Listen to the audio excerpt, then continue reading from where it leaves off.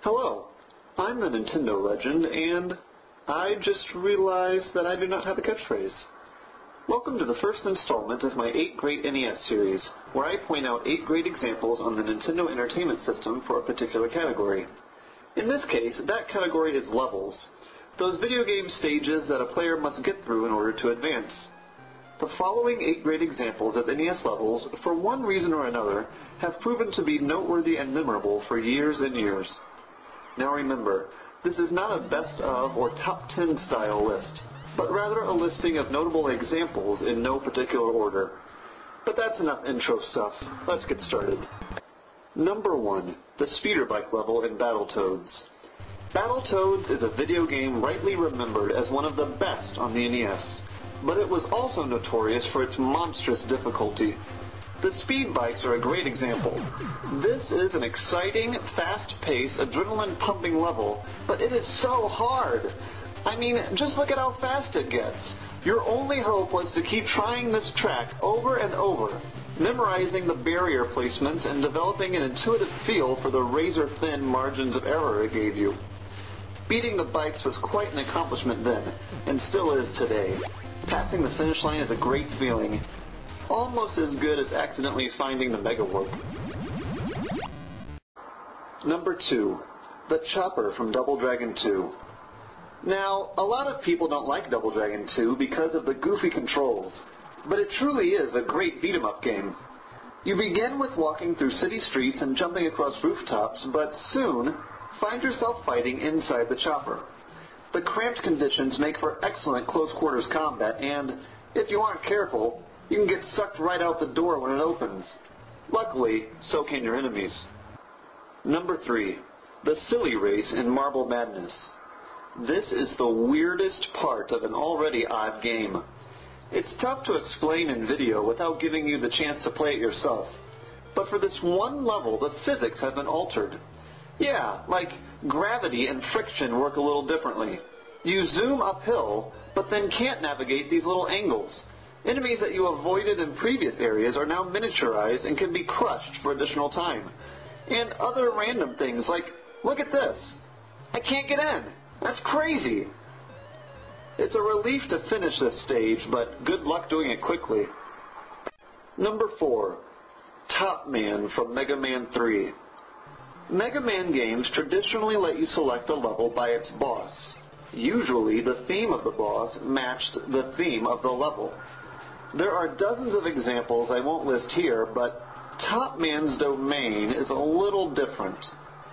This level doesn't have a lot of tops, just a few tossed around by enemies. Instead, the background has a different sort of element. Do you see it? Do I have to spell it out for you? Let's just say that when you beat Top Man, you just might be doing your part in the war on drugs. Number 5. Dessert Land from Bible Buffet.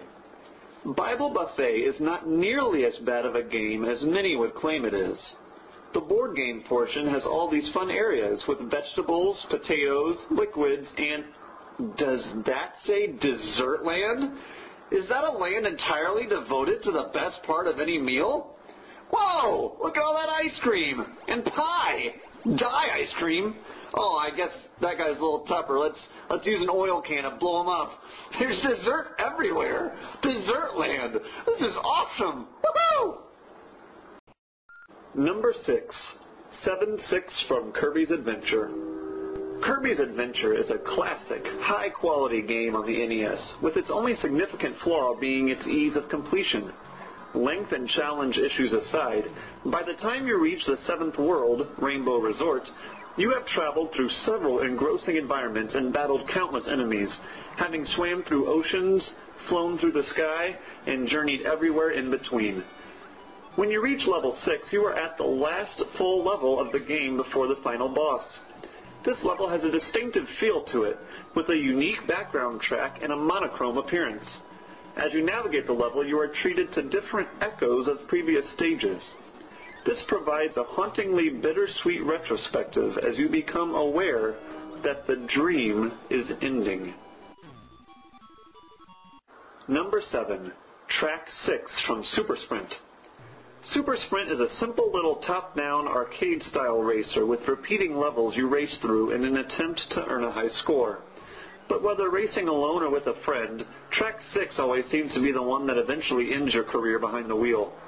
With 2 tight turns and narrow straightaways, it was appropriately designated as the final track before the levels recycle, and sometimes your only hope was to have your friend knock the lead car off track and make them miss a lap. Number 8. Minus World from Super Mario Bros. A lot has already been said about the Minus World, which is also arguably the most famous glitch in video game history. So I will just add this. Although some of the novelty and impact has worn off over time, the fact remains that the Minus World helped open gamers' eyes to gaming possibilities beyond the intent of the developers.